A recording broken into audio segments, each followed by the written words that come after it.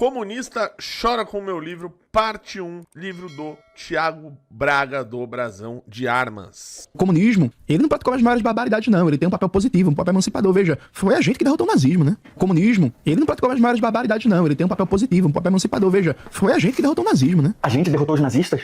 Ele se incluiu lutando contra os nazistas na Segunda Guerra Mundial? Foi a gente que derrotou o nazismo, né? É isso mesmo? Gente, então é real. É verdadeiro mesmo. O camarada é realmente o povo soviético. Senhoras e senhores, Thiago Braga aqui. Eu sempre fiquei quieto na minha, fazendo... Ele realmente se acha o cara que vai fazer uma revolução armada, né, cara? É uma piada, né? Os vídeos com amor pra vocês, inspirando vocês a estudar história. Mas de repente, quando eu dei por mim, o YouTube tava infestado de comunista reacteiro me enchendo o saco, ao invés de fazer a Revolução Brasileira. Sabia nem que existia comunista ainda, mas depois de anos de ataque, eu fiquei com a cara quente e resolvi dar uma resposta, e dessa resposta saiu esses dois clássicos da internet brasileira. Comunista chora com os meus vídeos, parte 1 e parte 2. O resultado foi incrível. Não sei porquê, mas até os pokémons se esconderam nas pokebolas e saíram do cenário do comunista. Então realmente eu achei que depois daqueles vídeos, finalmente eu ficaria em paz. Mas senhoras e senhores, como eu estava enganado, os comunistas de toda a web se uniram para me atacar. Eu, um cara sozinho. Dezenas e dezenas de vídeos me atacando, me xingando, posts no X, no Instagram, no TikTok. Eu ignorei o máximo que eu pude, mas não teve jeito. Eu precisei invocar a minha maior carta novamente. E foi um espancamento coletivizado logo. Comunistas choram com os meus vídeos, a lapada final. Assim, eu até entendo um coroa desse colocar a foto de Pamela Anderson ou da tiazinha. Agora, Mao Tse Tung? Que porta-retrato de Mao Tse Tung numa estante. Foi uma refutação coletiva da história do YouTube. E não sou eu que digo isso não. Os números provam. Em apenas 6 meses são mais de 1 milhão de visualizações, 25 mil comentários e 161 mil likes. Isso é aclamação universal, meus amigos. Parece que o público brasileiro tá precisando desses vídeos, porque os caras são chatos pra cá. Eu consegui acabar com a Revolução Brasileira sozinho com aquele vídeo. Mas aí você me pergunta, Thiago, como podemos te agradecer por tanto esforço, por suportar essa chatice por nós? Fico feliz que você tenha perguntado isso. O que você acha de votar em mim lá no Invest, hein? Já começou a final pra gente ganhar o prêmio de melhor influenciador de educação do Brasil pelo 3º ano seguido, meus amigos. Já pensou o Braguinha tricampeão do Invest? O Vasco não me dá essa alegria, mas vocês vão me dar. Então pausa aí o vídeo rapidinho, clica no link no comentário fixado que já vai te levar direto pro meu cartão de votação. Não leva nem 20 segundos. Aí depois você vem e continua assistindo esse vídeo com a sensação de missão cumprida. Vocês são os melhores que eu tenho. Muito obrigado aí novamente. Feliz demais por tudo. Mas você, comunista, assistindo Vamos votar no Thiago Braga? Vamos ver quem tá concorrendo aqui. Thiago Braga, Impérios AD, Giz Bezerra e Teacher Paula Gabriela. Bom, tem que fazer um login aqui, né, pra votar. Aí é foda, né? Vamos dar essa moral, pô. Ele merece. Fizemos o... Tepalanas mandou R$7. Se os comunistas choram com o livro do Bragão da Massa, quem irá vender os lenços? Quem irá vender os lenços? Aí, ó, votei, tá? Votei lá no Thiago Braga, Thiagão da Massa, tá bom? Tá votado aí. Fiz minha parte. Não sei mais quem concorre em outras categorias, mas eu só conheço ele dessa e ele merece. Vamos voltar. São esses comunistas me enchendo o saco. Um dos meus maiores fãs, que já tava há anos querendo que eu notasse ele, é justamente o único entre eles que acha que é um comunista russo. Foi a gente que derrotou o nazismo, né? E que por isso mesmo passou a ser reconhecido em todo o território brasileiro como nós, o povo soviético. Você também pode chamar ele de Jones Manuel, mas cuidado. Dizem que ele não gosta muito desse nome porque são 2 nomes imperialistas pra cacete. Um estadunidense, Jones. Embora a pronúncia aqui tenha perdido qualquer nobreza imperial. Jones. E o nome Manuel, então, meus amigos? Que é nome mais imperialista do que esse? A cada 10 exploradores portugueses naquelas caravelas malditas, 15 eram Manuel. Realmente, como um cara pode ter a mente saudável com essa pressão psicológica perseguindo ele pra onde ele vai? Deixa eu te dar uma dica aqui, camarada. Já pensou em mudar para um nome mais soviético? O que você acha de Jonelinsky Manilov? Aí a Revolução Brasileira vem forte, camarada. Aí eu passei a entender um pouquinho do porquê esse cara tem tanto ódio no coração. Aí vocês ainda dizem que eu sou sarcástico, mas até agora eu provei que empatia faz parte da minha alma. Mas então, esse cara aqui já fez mais de 15 vídeos sobre mim no canal dele, do YouTube. Fóruns do Instagram, posts no X. O cara vai pra podcast e fica falando de mim. O que é isso, meus amigos? O que será que o homem ou a mulher dele, ou sei lá do que diabos que esse cara gosta, deve achar dessa obsessão toda comigo? Lenin, com 27 anos, já tinha sido preso e exilado pela Revolução. Você tem quase 40 anos e ganha vida fazendo react do conteúdo dos outros, pedindo pix na internet, indo bater papo em podcast, e ainda foi expurgado do Partido Comunista Brasileiro. Porque ao invés de fazer revolução, ficava só escrevendo tweet. Os camaradas perceberam isso e botaram o revolucionário de apartamento pra correr, meus amigos. Agora eu aprendi uma coisa realmente construtiva com ele. Antes de começar propriamente o tema do vídeo do canal, quero muito agradecer a você, que ajuda a manter e melhorar nosso canal a partir do Apoia-se. Seu apoio é fundamental pra gente continuar o nosso trabalho. Preferiu o Pix, tá aparecendo aqui como QR na tela do vídeo. Põe na tela aí o QR Code pra galera mandar um Pix carinhoso pro Braguinha. Na tela, Maxoff. Mas aí, novamente, minha empatia falou mais alto e eu fui tentar entender o motivo da raiva desses comunistas comigo. Uma palavra: inveja. Os caras ficam me secando porque eu tenho 2 canais com bastante engajamento e relevância aqui no YouTube. Mas meu mérito tem nome: dedicação e trabalho duro. Eu faço aqui tudo sozinho, dos 2 canais. Coisa que comunista parasita não sabe nem o que é. Por isso que o canal dele é um fracasso de público. E isso tá nos números dele. dele, por isso que ele tem que ficar farmando em cima de quem faz um trabalho sério e tem reconhecimento por isso aqui nessa plataforma. Olha que porcaria de canal que ele tem. O Nós, o Povo Soviético, já tá há quase 7 anos no YouTube, meus amigos. Errei, 9 anos. Quase 4 mil vídeos. E se você dividir a quantidade de visualizações dele pelo número total de vídeos, o cara tem em média 17 mil visualizações por vídeo. Pra fazer a Revolução Brasileira como assim? Mas deixa eu te falar uma coisa, amiguinho. Dependendo do Pix, eu posso convocar a Revolução Brasileira por você. Tem mais chance de rolar se eu chamar, hein? Meu canal, Brasão de Armas, tem quase 600 mil de visualizações em média por vídeo. Eu respeito muito quem faz um trabalho duro no YouTube e infelizmente não tem visualização. Agora, comunista parasita de conteúdo dos outros? Fica xingando e ofendendo os outros? Eu poderia discordar do Thiago Braga aqui, porque tem gente que posta mais vídeos, então você tem mais chance de ter vídeos flopados. Tem gente que trabalha com, tipo, sei lá, um vídeo por semana, um vídeo por mês, um vídeo mega editado e tal. Tem várias formas, né? Mas como é contra esse bosta, conte comigo aí, Thiago Braga. Onda mesmo. É um fracassado. O cara que disser que os números da internet não são relevantes pra qualquer canal é um hipócrita. Ou você acha que essa comunada toda aí ia ficar me enchendo o saco por anos se eu tivesse um canal bosta de 17 mil views por vídeo só? Eles vivem citando meu nome no título, me colocando na capa do vídeo por uma razão, né? Apelar pra views. Uma coisa são canais de pessoas de bem, reagindo ao meu conteúdo. Outra coisa são parasitas comunistas. Aliás, vocês devem lembrar que esse covarde ficou cantando de galo no X, no YouTube, me chamando pra debate. Se eu nunca ter citado o nome dele na internet, nunca tinha ouvido falar nada desse cara. Aí como eu mostrei pra vocês no vídeo da lapada final, eu aceitei debater. E eu ainda disse que tinha que ser. Nando Moura mandou R$7. Oi, Renatinho. Meu processo não chegou ainda. Vai ficar pronto até no Natal. Te amo, meu gordinho. Aguarda aí, ô seu bafento nojento. Fica tranquilo, pô. Não sou igual você que fala e não cumpre. Ele e esse meu outro cliente juntos. Eu disse que tinha que vir os dois comunas juntos. Eu aceitei o debate no dia 27 de abril, como vocês podem ver na minha postagem no X confirmando. No mesmo dia, o Vilela me mandou uma mensagem, e aí eu comentei com ele que tinha que ser em maio. E ele disse que todos os detalhes tinham que ser definidos com a produtora dele, que ia entrar em contato comigo pra organizar tudo. Já no dia seguinte, a produção entrou em contato primeiro comigo pra confirmar tudo. Eu deixei claro desde a primeira mensagem com a Fabi, antes de começar as trocas de mensagem. Só retificando, eu confirmei com você que eu só podia até dia 16 de maio, antes de eles te responderem e dizerem que não podiam, e não tive de algo assim. A partir dessa data, retorno da minha licença para as minhas aulas do trabalho acumulado, reposições e palestras em agosto, setembro, com viagem de férias e a trabalho. Deixei tudo bem transparente, não pretendo ficar de acusações e provocações aqui. Encerro o contato com eles a partir de agora. Obrigado, Fabi. Beijão. Com ele. O debate tinha que acontecer até o dia 16 de maio, e os comunas podiam escolher qualquer dia ou hora até dia 16. E aí, logo em seguida, ela entrou em contato com ele, informando os detalhes. E aí, adivinha só? O camarada correu. O Vilela e a equipe se prontificaram a ajeitar tudo dentro desse período, foram super solícitos, mas o que o Arregão fez? Ficou arrumando desculpinha, dizendo que tinha aula na faculdade, que só ia se fosse no último dia do mês, ou outros meses pra frente. De repente o comunista começou a querer adiar, parecia tão seguro no Twitter nos dias anteriores. Eu troquei várias mensagens com a produção insistindo pra ele aceitar, já que o desafio partiu dele e que ele podia escolher qualquer dia e qualquer hora. Eles tinham 20 dias pra escolher, mas ele continuou negando. Aí mais de uma semana depois, no dia 7 de maio, a produção entrou em contato comigo novamente, dizendo que ia tentar chamar o Manel pro debate de novo até o dia 16. Mas adivinha só qual foi a resposta de Manel? Negou de novo. Opa, vamos ver aqui. Vai chamar o Manel pro debate de novo até... Mas adivinha só qual foi a resposta de Manel? Falei com o Jones e ele disse que realmente só consegue no dia 31 de maio. E mandou a agenda dele de como está até lá. Ah, não consegue. O cara vive pra isso. Pra Revolução Brasileira.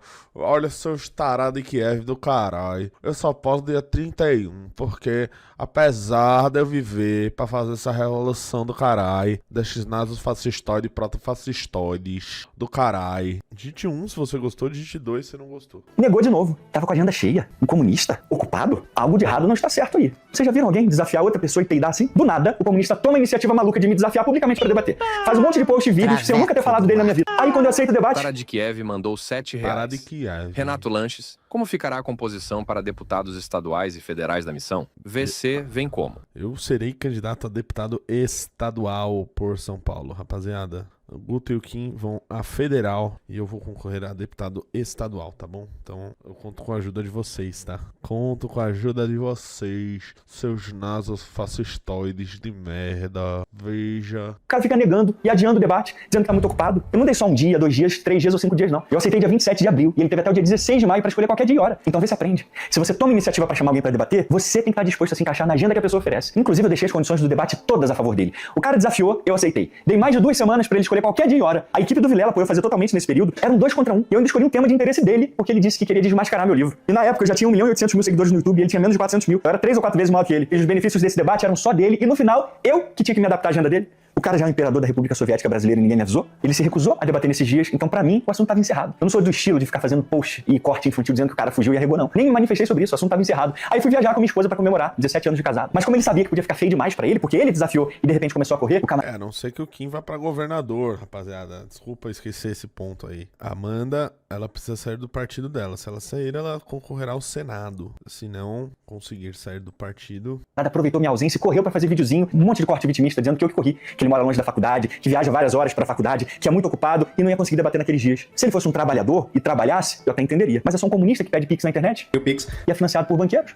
Como é que pode? Aí mete historinha dizendo que eu não conseguia nem um dia e um horário de todos que eu disponibilizei. Mas no fundo você sabe por que ele correu. Ele sabia que não ia ser um daqueles bate-bocas imbecis de podcast. Ele escolhe a dedos com quem ele vai debater. Mas ele resolveu arriscar e me desafiar, achando que eu não ia aceitar. Pra depois ficar fazendo cortezinho infantil pra ganhar views e seguidores em cima do meu nome. Isso é molecagem de parasita de conteúdo. Eu tenho engajamento suficiente pra não precisar apelar pra isso. Mas o cara fez um espetáculo em cima disso. Um monte de vídeos, cortes, postagens mentindo que eu fugi do debate só pra ganhar visualizações e inscritos com o meu nome. Mas tá aqui. Provei como esse comunista mentiu e como covarde e arregão foi ele. Aí agora eu entendi por que a galera na internet chama ele de Fujones Manuel. É a primeira vez que eu vejo alguém chamando outra pessoa pra debater que é maior, e quando o cara aceita, ele corre. Aí foi depois dessa babaquice toda que eu resolvi partir pro ataque e lancei logo aquele espancamento intelectual chamado Comunistas Choram com os meus vídeos. A lapada final. Foram mexer com quem tava quieto. E a comunidade tomou mais de 1 milhão de views e 161 mil likes no meio da cara. Aí quando você compara com os vídeos dele envolvendo esse lance, você consegue ver claramente a favor de quem tá a opinião do público brasileiro. Tem nem graça assim. Contrata um tráfego pago, pede pros seus camaradas divulgarem vídeo. É isso aqui que você chama de sucesso? É sempre canal Zé me enchendo o saco. Nunca são canais maiores que os meus. Mas tá aqui a prova de como o público brasileiro sabe que nessa história só tem um mentiroso, desonesto. Mas não fica triste não, camarada, que a gente vai se encontrar, sabe onde? Na Revolução Brasileira.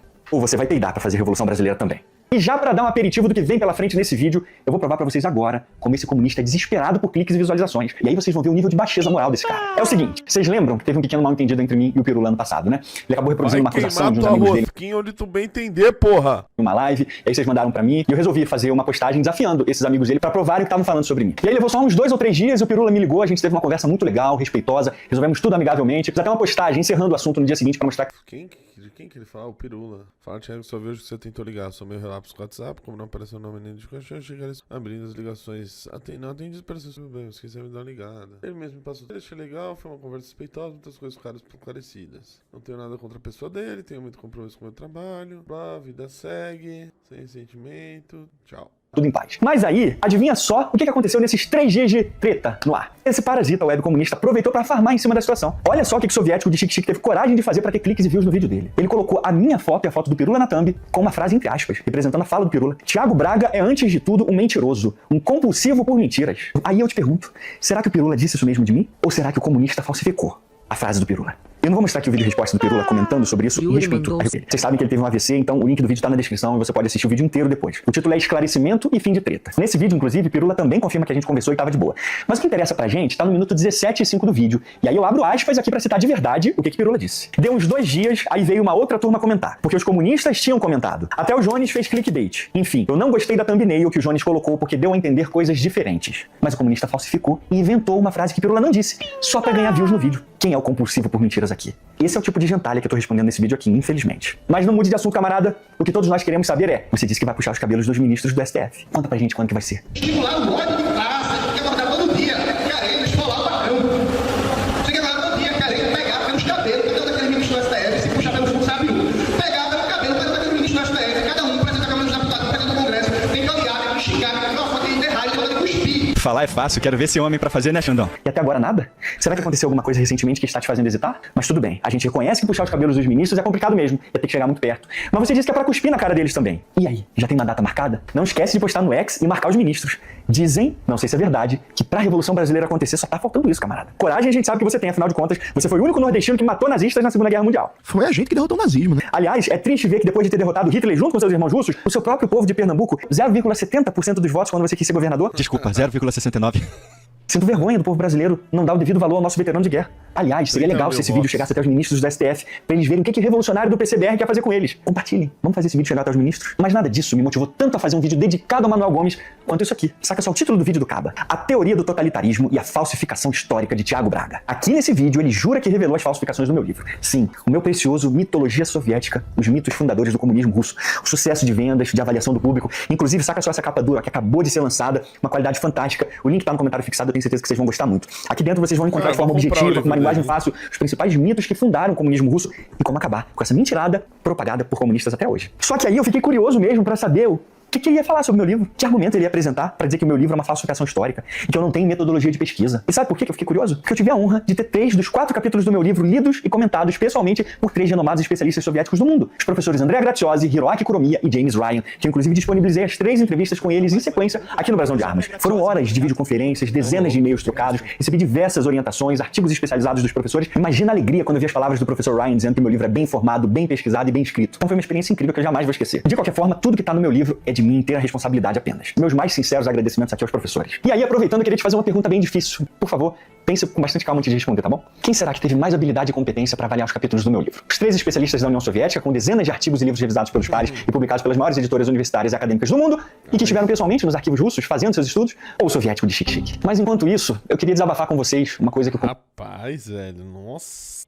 Cadê? Cavalo. Ai. Cavalo.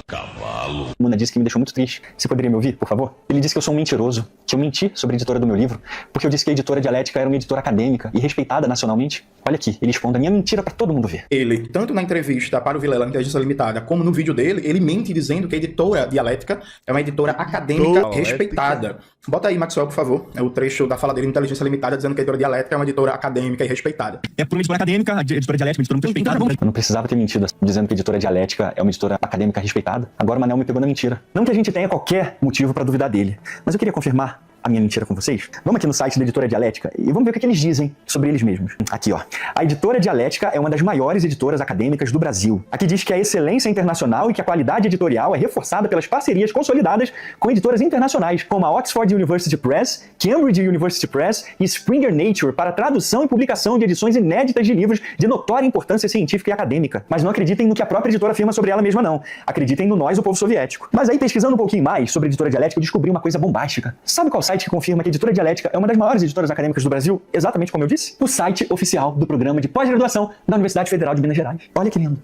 Marcelo Galupo, autor best-seller, lança pela Dialética seu livro Introdução à Vida Acadêmica 2, Manual do Professor, com conceitos fundamentais para professores de cursos superiores. E aí o artigo segue mostrando e destacando a belíssima carreira do professor Marcelo na UFMG. Só que o que interessa pra gente mesmo tá aqui no final do artigo, e eu leio na íntegra pra vocês. A Dialética é a maior editora acadêmica do Brasil e uma das maiores editoras literárias brasileiras. Por que o site oficial do programa de pós-graduação da UFMG foi colocar aqui que a editora Dialética é uma respeitada editora acadêmica brasileira? Pelo menos eu fico feliz da UFMG ser mentirosa também, por ter colocado na sua página oficial que a editora Dialética é uma das maiores editoras acadêmicas do Brasil. Pelo menos eu não tô sozinho na mentira. Mas, camarada, aguardamos um vídeo seu chamando a UFMG e o professor Marcelo Galupo de mentirosos também. Aliás, por que o professor Marcelo Galupo, um renomado acadêmico brasileiro, foi escolher logo a Dialética para publicar seu livro? Eu tava quieto na minha, alegre, só divulgando meu livro para vocês. Meu trabalho, que me deixou orgulhoso, que me deixou feliz. Eu não falei mal de ninguém, eu não critiquei ninguém, eu não ofendi ninguém. Só tava compartilhando a minha conquista com o meu público. Mas aí vem um comunista da casa do cacete pra me encher o saco. Aí tem que passar uma vergonha dessa pro Brasil inteiro ver. Fica de lição pra você que tá assistindo esse vídeo. Não mexe com quem tá quieto, porque você pode ser humilhado publicamente assim. Mas calma que a gente tá só começando. Esse vídeo aqui, senhoras e senhores, é mais uma prova escancarada, junto com os meus outros vídeos respondendo comunistas, de que todos esses vídeos ecos de comunistas contra mim, contra o meu livro ou contra os meus vídeos, são infestados de falsificações e distorções descaradas dos meus argumentos, dos autores que eu cito e dos meus vídeos também. Comunista só me refuta até eu fazer um vídeo resposta e destruir as mentiras deles. Na parte 2 desse vídeo aqui, inclusive, vai rolar até denúncia de pirataria. Então fica até o final, porque você não vai querer perder um minuto. Esse vídeo vai enterrar a Revolução Brasileira pra todo sempre. Vai ter a parte 2, hein? Vocês mexeram comigo.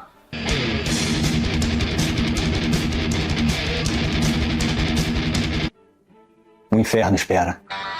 O Comuna já começa o vídeo esperneando, partindo pra ad hominem, atacando a minha formação, que eu não sou historiador. Resmungou até que eu não apresentei meu TCC a uma banca da PUC Rio Grande do Sul. Olha aqui. Aí aqui no site tá dizendo o seguinte, ó, TCC prático sem banca. Oxente, o trabalho de conclusão de curso em formação de projeto prático na área de sua escolha, como novo empreendimento, ideia ou metodologia, ou mesmo pesquisa. Nessa etapa, o aluno recebe acompanhamento online de um orientador, mas tem banca, né? O Comuna acabou de ler. TCC prático sem banca. Oxente, Mas no final ele pergunta. mas tem banca, né? E o comunista termina. O TCC não prevê banca, Venceu o nazismo, mas foi derrotado por uma frase. mas tem banca, né? Ele mesmo leu no regulamento da PUC que a universidade não exige apresentação de TCC com banca. Mas o camarada nem pesquisou pra saber por que a PUC não exige apresentação de TCC. Porque o MEC não exige nem a entrega do TCC e nem a apresentação do TCC diante de uma banca. O TCC e a defesa ficam a cargo da decisão da universidade. O camarada não mostrou no vídeo que a decisão vem do MEC, a resolução número 1/2018 do Conselho Nacional de Educação, que estabelece as normas para os cursos de pós-graduação. Essa resolução do MEC atribui a entrega do TCC como prerrogativa da universidade. Então a PUC Rio Grande do Sul exige a entrega e a aprovação do TCC nos seus cursos, mas não exige a defesa, porque o MEC permite essa prerrogativa para a universidade. Aí eu te faço uma outra pergunta que vai exigir muito esforço da sua parte para responder. Quem será que tem mais autoridade? Vocês apresentaram um TCC pra uma banca? Eu apresentei. Inclusive, eu acho que eu nunca falei, né, do meu TCC. Foi uma análise de risco sobre o setor de turismo na Grécia. Curioso, né? No assunto. Ou não, chato pra caralho, né? A PUC Rio Grande do Sul, que está entre as 2.000 melhores universidades do mundo, de acordo com o ranking CWR, ou o revolucionário do X. Mas tem banca, né? O Tiago Braga também fez uma especialização, né? Ao mesmo tempo. Especialização em Ciências Humanas, História, Filosofia e Sociologia. É uma especialização feita pela Pontífice Universidade Católica do Rio Grande do Sul. Não é pontífice não, camarada. É pontifícia. Sabe esse sinal aqui? Se chama acento agudo, pra você ler as palavras direito. Agora o negócio vai ficar complicado pra mim. Eita, rapaz. Uma das primeiras coisas que aparece, olha o que é. Você não sabe de nada. E Tiago Braga. É um artigo científico no portal de periódicos da Universidade Estadual do Rio Grande do Norte, Revisionismo e Negacionismo Histórico em Tempos de Internet. É um artigo que estuda como a internet vem sendo usada para promover revisionismo e negacionismo sobre a história. E estudado, avaliado os canais do Tiago Braga, o Impérios AD e o Brasão de Armas. Ele acabou de recomendar um artigo científico me chamando de revisionista e negacionista. Por essa eu não esperava. E agora, como eu posso refutar um artigo científico? Repare o especialista que escreveu esse artigo científico. Um aluno graduando de História. Vamos ter um vídeo só pra isso. Aguardem. Aí depois desse combo inicial fracassado do comunista, que a gente acabou de desmontar, ele vai passar as próximas 1 hora do vídeo falando de Hannah Arendt, uma das mais influentes filósofas do século XX, diga-se de passagem. E aí, tentando refutar a autora, ele vai usar um autor militante comunista, chamado Domenico Losurdo. E aí eu te pergunto, o que poderia dar errado? Só tem um pequeno problema aqui. Eu não cito Hannah Arendt nem uma única vez no meu livro. Ela é uma autora muito respeitada, mas a obra mais conhecida dela foi escrita em 1951. E no meu livro, eu deixo claro, com exceção das fontes primárias, todas as outras referências bibliográficas que eu cito foram publicadas a partir de metade dos anos 80, com a famosa revelação arquivística, porque milhões de documentos secretos foram liberados, principalmente com a queda daquela desgraça da União Soviética, e aí uma enxurrada de novos estudos mudaram muitas das perspectivas e conclusões erradas de quando os arquivos ainda estavam fechados. Por isso eu escolhi essa metodologia de usar apenas estudos mais recentes sobre o assunto. O cara tava tão focado em refutar o meu trabalho que passou 1 hora falando de autores que eu nem cito no meu livro. É assim que ele ia refutar o meu livro usando as minhas próprias fontes? Mas vamos começar aqui com a historicização do tema. Para isso, a gente vai usar o artigo do Domenico Losurdo para uma crítica à categoria totalitarismo, que foi publicado pela revista Crítica. Ele vai de 19 minutos até 1h16, falando de qualquer outro tema, menos do meu livro. Mas pro nosso desespero, finalmente, ele vai começar a expor as falsificações do meu livro aqui. Senhoras e senhores, se preparem,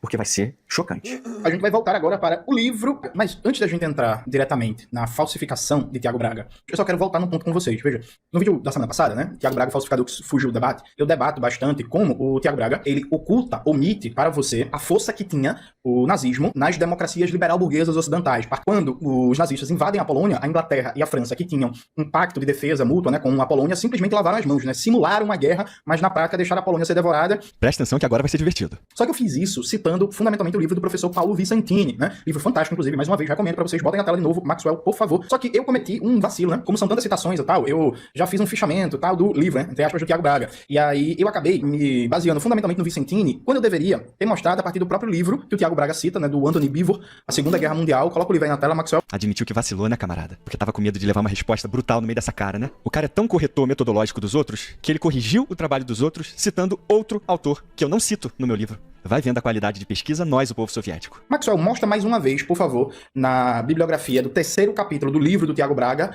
a citação do Beevor e o quanto ele é citado. O livro do Beevor é um... Eu tava escutando esse vídeo a primeira vez, eu não reconheci que autor é esse que eu tô citando, Beevor. Do Beevor. Aí depois que eu fui ver a capa do livro, eu entendi que é o professor Anthony Beevor. Do Beevor. Com inglês desse dá pra destruir o imperialismo estadunidense, hein, camarada? O livro do Beevor é um dos que o Tiago Braga mais usa, né? Eu arrisco dizer, não vou parar agora pra contar o número de citações, mas eu arrisco dizer que é o Beevor e o Oleg Kunitz. Quem? Oleg Kunitz. Pera aí que eu não tô reconhecendo mais nenhum autor que eu cito no meu livro, meu Deus do céu. Esse comuna tá me deixando confuso. Quem diabos é... Oleg Kunitz. Deixa eu ir no meu livro aqui. Oleg Kunitz. Nenhum resultado encontrado. Será que é uma combinação nazi-soviética? Tá, deve ser um nome composto então. Oleg Kunitz. Nenhum resultado encontrado. Eu citei Oleg no meu livro muitas vezes. Será que ele tá querendo dizer Oleg Klevniuk? Deve ser, porque realmente Kunitz e Klevniuk é praticamente o mesmo nome. Como que eu não pensei nisso antes? Mas finalmente, depois de 1h26 de vídeo, ele chega no meu livro. Falsificações de Tiago Braga, vocês vão ver que é um negócio chocante, viu? Chocante. Mas antes da gente ir diretamente para as falsificações de Tiago Braga sobre a invasão nazista contra a União Soviética, vamos ver aqui, vamos voltar para o, entre aspas, livro do Tiago Braga e vamos ver como é que ele faz. Na página 162, o Tiago Braga diz o seguinte: entretanto, o Tratado de Munique deixava claro que os alemães não podiam tomar a Tchecoslováquia inteira, o que Hitler fez em março de 1939. Com isso, Hitler violava ousadamente o tratado, deixando a Grã-Bretanha e a França ainda mais preocupadas. Estavam preocupadas, né? As democracias tinham que fazer alguma coisa para intimidar Hitler. Eles sabiam que a próxima vítima seria a Polônia. Por isso, a Inglaterra e França fazem um tratado com a Polônia, o Acordo Anglo-Polonês. Neste acordo, a Inglaterra e a França garantiriam que interviriam caso a Alemanha invadisse a Polônia. Veja, isso é a página 162 do livro do Tiago Braga. Muito bem, vocês ouviram um camarada citando o trecho do meu livro, né? Pra começar, eu preciso preparar o ambiente aqui porque o negócio vai ficar pesado. Literalmente.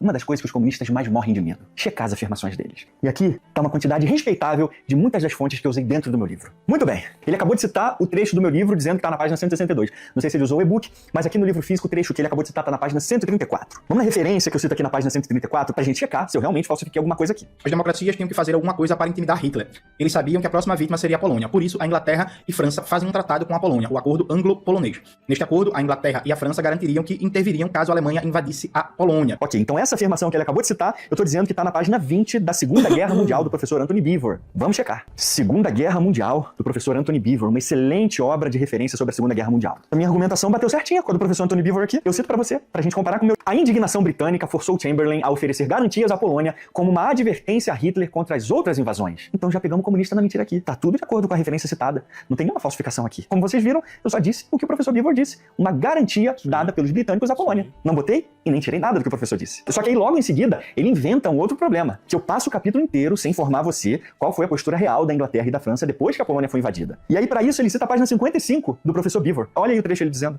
O Tiago Braga passa o capítulo inteiro sem informar a você qual foi a postura real da Inglaterra e da França depois que a Polônia foi invadida. E aí ele omite isto propositalmente para criar uma impressão para você de que os verdadeiros antifascistas eram as democracias liberal-burguesas e que a União Soviética nunca foi antifascista. Isso é um mito soviético, né? Um dos mitos que ele quer destruir. Mas aí, vamos ver qual era, a partir de uma das fontes bibliográficas mais citadas pelo Tiago Braga, qual foi, melhor dizendo, a postura da Inglaterra e da França depois que a Polônia foi invadida. E vamos diretamente para o livro do Anthony Beevor. Na página 55, o Maxwell está colocando aí na tela, é dito o seguinte: quando ficou evidente que bombardeios inimigos pesados não arrasariam Londres e Paris, a vida voltou quase à normalidade. A guerra tinha uma qualidade estranha, sonambólica. Escreveu um comentarista da vida cotidiana em Londres. Durante blackout, além do risco de bater em um poste ao caminhar, o maior perigo era ser atropelado por um automóvel. Em Londres, mais de 2.000 pedestres foram mortos nos últimos 4 meses de 1939. A escuridão total encorajou alguns casais jovens a fazer sexo de pé nas portas das lojas, esporte que logo se tornou assunto de piadas nos teatros de variedade. Aos poucos, os cinemas e teatros reabriram. Em Londres, os pubs viviam cheios. Em Paris, os cafés e restaurantes lotavam quando Maurice Chevalier cantava o sucesso do momento. Paris seria Toujours Paris. Soviético tentando falar francês dá nisso. A sorte da Polônia havia sido quase esquecida. Isso aqui é a Inglaterra e a França em guerra, viu? A Alemanha nazista, para defender a Polônia. Mas calma aí. O que diabos a garantia de proteção dada por Chamberlain à Polônia tem a ver com os britânicos estarem tomando chá da tarde, meu Deus do céu. Exatamente. Daqui a pouco o comunista vai mostrar uma foto de ucranianos num bar tomando cerveja pra provar que não tem guerra na Ucrânia. Ora, como pode? Um país em guerra, se tem pessoas num bar. Se isso não faz sentido nenhum na cabeça de uma pessoa normal, na cabeça do comunista faz. Então nem questiona. Mas nesse trecho aí do meu livro, eu escrevi que os britânicos partiram pra Polônia assim que a Alemanha invadiu? Olha o que eu disse, no mesmo trecho que ele citou. A Inglaterra e França fazem um tratado com a Polônia, o Acordo Anglo-Polonês. Nesse acordo, a Inglaterra e França garantiam que interviriam caso a Alemanha invadisse a Polônia. Essa frase aqui é uma constatação histórica objetiva, citada pelo professor Beevor, como eu mostrei pra vocês. Os britânicos fizeram um acordo de proteção com os poloneses para dissuadir a invasão de Hitler. E quando Hitler invadiu, eles declararam guerra à Alemanha só 2 dias depois. Ponto final. Isso significa que os ingleses já começaram a trocar tiros com os alemães na Polônia no mesmo dia da invasão, como eles tinham prometido? Só não conseguiu mostrar onde eu disse isso, né, Comuna? Aliás, por causa da invasão da Polônia, o inglês médio tinha que parar de tomar o chazinho da tarde deles? Eu achei que o vídeo mais fácil de eu refutar da minha vida inteira tinha sido esse aqui. Mas esse aqui já ganhou. O comunista não podia começar pior. Ele mostrou um trecho meu, que é um consenso acadêmico universal. Os ingleses deram garantias de proteção à Polônia e declararam guerra aos nazistas. Mas até isso o comunista consegue distorcer. Olha como Braga é um falsificador. Ele acaba de dizer que os ingleses já estavam lutando na Polônia contra os nazistas no primeiro dia da guerra. Não sei vocês, mas eu tenho maior dificuldade para lidar com esse probleminha. Agora, vamos confirmar a desonestidade do Comuna. Essa citação do meu livro que ele mostrou, eu tirei da introdução do professor Anthony Beevor. Mas o comunista, ele foi para outro capítulo para tentar misturar os argumentos do professor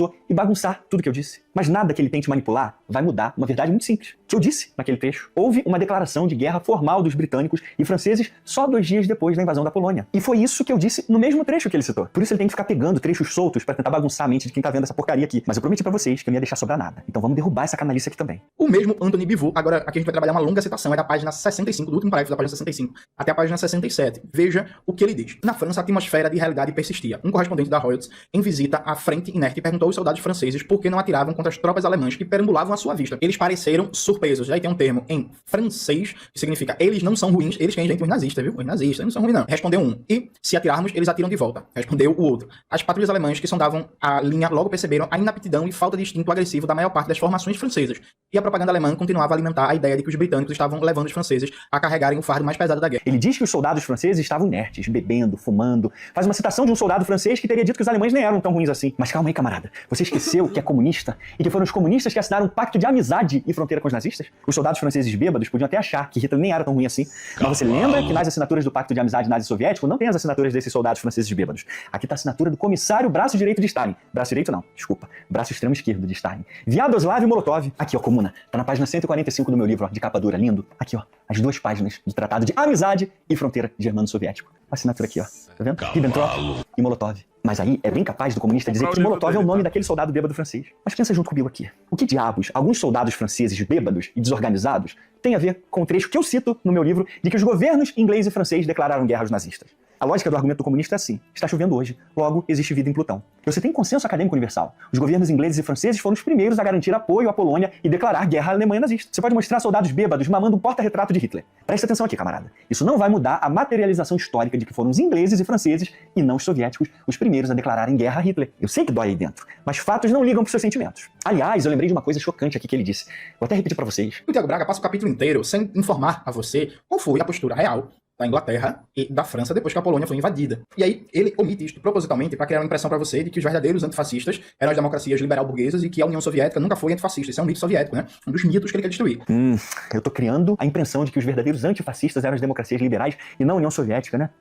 Puxa vida, que injustiça da minha parte. Infelizmente, eu não queria chegar a esse ponto não, mas você me obrigou, companheiro. Preciso te revelar uma coisa chocante, chocante, chocante. que eu acho que depois dessa, você vai sair do PCBR e vai pro MBL. Então é melhor sentar e respirar fundo. Abraça seu ursinho de pelúcia de Stalin e deixa eu te contar uma coisa. Quando a guerra estourou, logo no mês seguinte, você sabe quem estava fazendo um discurso elogiando o fortalecimento das relações de amizade com a Alemanha, dizendo que eles estavam em uma colaboração prática com os nazistas, dando apoio político aos alemães e dizendo que a Alemanha estava se empenhando pela paz? Oleg Kunitz. Você sabe quem disse essas palavras? Pivô.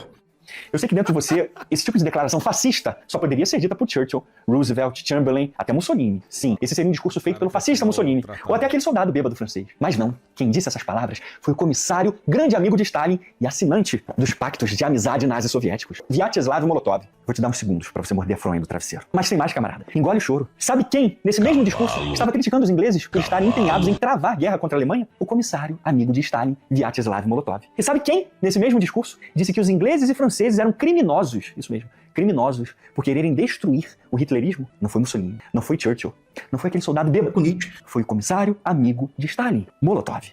E sabe onde esse ministro amigo de Stalin fez esse discurso na presença de Stalin? Não foi num discurso de fachada em Berlim, na frente dos nazistas, para fazer uma média. Não. Foi uma reunião do Soviético Supremo, a mais alta cúpula do Partido Comunista Soviético na Rússia. E sabe quando essa reunião foi feita? Menos de 2 meses apenas, do início da guerra, em 31 de outubro de 1939. E quer mesmo continuar assistindo esse vídeo, camarada? Dá dislike logo, fecha o navegador, vira liberal de uma vez, porque ser comunista com essa história soviética é complicado.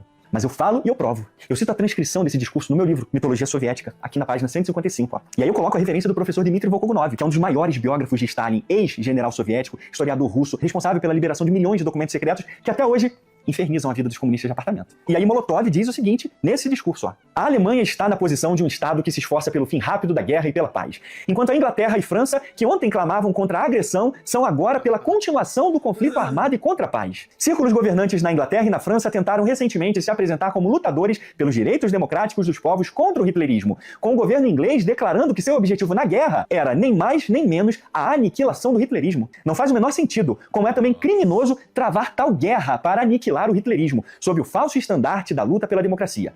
Nossas relações com a Alemanha melhoraram fundamentalmente. Isto aconteceu pelo fortalecimento das nossas relações de amizade, nossa colaboração prática e por meio do nosso apoio político à Alemanha no esforço que faz pela paz. Ainda tem algum comunista no Brasil depois dessa, meus amigos? Agora é engraçado que o próprio Molotov reconhece sua amizade com os nazistas, fazendo altos elogios aos alemães como grandes pacificadores que eram, e ainda admite que eram os ingleses que persistiam em suas ações na guerra contra o hitlerismo. Ou seja, quem reconhece dentro do Soviético Supremo, do Partido Comunista, que os ingleses e franceses estavam em guerra e queriam continuar a guerra contra Hitler, é talvez a segunda pessoa mais importante do Partido Comunista Russo naquela época, Molotov. Mas quem diz que os ingleses não estavam fazendo nada contra os nazistas porque tinham os soldados bêbados tomando chazinho da tarde a quem? O soviético de Alagoas. Molotov admite pessoalmente, diante dos seus camaradas, na mais alta cúpula soviética, que os ingleses estavam em guerra e queriam continuar a guerra contra Hitler. Mas o Manel da Paraíba jura que eu tô mentindo no meu livro. Mas eu tenho que admitir pra vocês que isso aqui é uma grande surpresa pra mim. Porque eu jamais esperaria que um comunista bonequinho de Stalin iria dizer que eu falsifico e distorço as fontes que eu cito no meu livro. Esse vídeo aqui já poderia acabar aqui, porque já perdeu a graça. Mentira.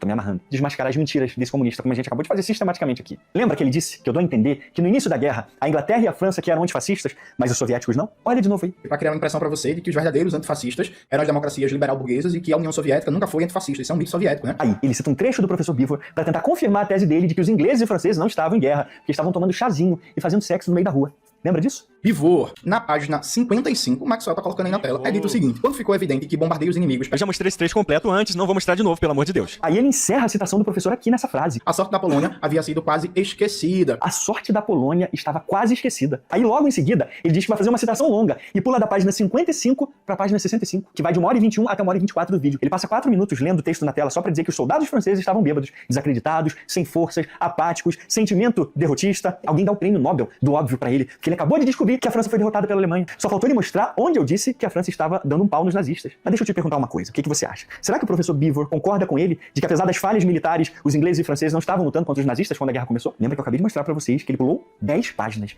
de uma citação pra outra, não foi? Beevor, na página 55, o Maxwell tá colocando aí na tela, o mesmo Anthony Beevor. Agora aqui a gente vai trabalhar uma longa citação, é da página 65, do último parágrafo da página 65. Da página 55 pra página 65. Aí você me pergunta, Thiago, por que será que ele fez isso? Fico feliz que você tenha perguntado. Porque ele omitiu, vergonhosamente, uma informação do professor que contradiz o argumento porco dele. E na mesma página 55 que o Comuna citou. Logo no parágrafo seguinte, o professor quebra a falsificação comunista no meio. Eu falo e eu provo. Vamos relembrar onde ele parou a citação dele aqui, ó. A sorte da Polônia havia sido quase esquecida. Repara que nesse trecho do vídeo, ele coloca na tela só o recorte do parágrafo que ele cita. Só um recorte, bonitinho aí. Aí desse parágrafo ele já pula 10 páginas à frente. Só tem um pequeno probleminha nisso aqui. Eu tenho um livro do professor Anthony Beevor. E eu conheço o trabalho do professor Beevor. E eu sei que a refutação do comunista estava no parágrafo de baixo. Logo no parágrafo de baixo, o professor Beevor contradiz explicitamente o que o comunista disse. Nossa. Nesse parágrafo, o professor Beevor confirma que os britânicos estavam lutando contra os nazistas. Mas o comunista recortou só um parágrafo da página para tirar o argumento do professor do contexto e jogar na tela. Mas o professor confirma o meu argumento logo no parágrafo seguinte do que o comunista cita. Olha aqui. O parágrafo que o comunista cita e o que ele não cita logo abaixo. Enquanto a guerra em terra e no ar languidecia, no mar... Não, tava na cara que ele ia fazer esse tipo de coisa, né? Cortar as coisas pelo meio. Puta, é um mentiroso compulsivo, cara. Esse cara é um doente mental, esse Fujones. Ela se intensificava. Puxa, a guerra no mar se intensificava. O comunista pulou esse parágrafo, que estava embaixo do que ele citou, de que os ingleses estavam lutando sim contra os nazistas, e aumentando a luta contra os nazistas. Para os britânicos, ela começara com uma tragédia. Em 10 de setembro de 1939, o submarino HMS Triton afundou outro submarino, o HMS Oxley, pensando que se tratava de U-Boat. O primeiro U-Boat alemão foi afundado em 14 de setembro pelos contratorpedeiros que escoltavam o porta-aviões HMS Ark Royal. Porém, em 17 de setembro, o U-39 conseguiu afundar o porta-aviões obsoleto HMS Courageous. Quase um mês depois, a Marinha Real sofreu um golpe maior quando um U-47 penetrou as defesas Scapa-Flow nas Ilhas Orkney e afundou o encouraçado HMS Royal Oak. A confiança britânica na força da sua marinha foi profundamente abalada. Enquanto isso, 2 encouraçados de bolso, o Deutschland e o Admiral Graf Spee, haviam recebido instruções para começar a intensificar as operações. Ou seja, ele pulou descaradamente o parágrafo seguinte, que estava na mesma página, onde o professor confirma uma série de confrontos navais entre britânicos e alemães, e que eles estavam se intensificando. Isso desde pelo menos dia 14 de setembro, apenas 14 dias depois da invasão à Polônia. E ele também pulou o parágrafo seguinte do professor, que mostra que os britânicos rejeitaram a oferta de paz dos nazistas, tanto que o próprio Hitler teve que anunciar publicamente não ter passado de uma mera esperança fantasiosa. 2 parágrafos seguintes, o comunista simplesmente pulou, que mostrava claramente as intenções bélicas da Inglaterra contra a Alemanha. Aliás, é esse mesmo pedido de paz dos nazistas que os britânicos negaram em 6 de outubro, que Molotov critica abertamente naquele discurso no Soviético Supremo de 31 de outubro que eu mostrei pra vocês, dizendo que os britânicos não queriam aceitar a paz com um país que se empenhava pela paz, a amigável e pacífica Alemanha nazista, gente. Segundo os próprios comunistas, a Alemanha nazista era amigável e pacífica e se empenhava pela paz. Enquanto isso, os britânicos é que estavam lutando contra a Alemanha. Esse trecho que eu mostrei pra vocês não estava um capítulo depois, 5 páginas depois, 2 páginas depois, não. Ele estava na mesma página, no parágrafo seguinte do que o soviético de Chechel citou. Ele pulou desonestamente. Ou desonestamente, ou porque não leu o livro mesmo. Porque não sabe do que está lendo. Porque aquele parágrafo provava que eu estava certo. E que sim, os ingleses estavam em guerra e lutando contra os nazistas nos primeiros dias da guerra. É para isso que eu pago a universidade para ele? Para ele ser esse vexame público de metodologia? Esse comunista é a prova viva de que está fazendo mestrado, está fazendo doutorado em uma universidade pública, não impede ninguém de ser um falante de muita merda que não sabe pesquisar. Tudo bem que o mestrado dele não é nem história, é assistência social. E falando em artigo e pesquisa, eu acabei de lembrar aqui que o camarada foi muito bondoso comigo, e isso aí eu tenho que reconhecer abertamente aqui. Ele se colocou à disposição para avaliar meu TCC, ele é um camarada mesmo, né?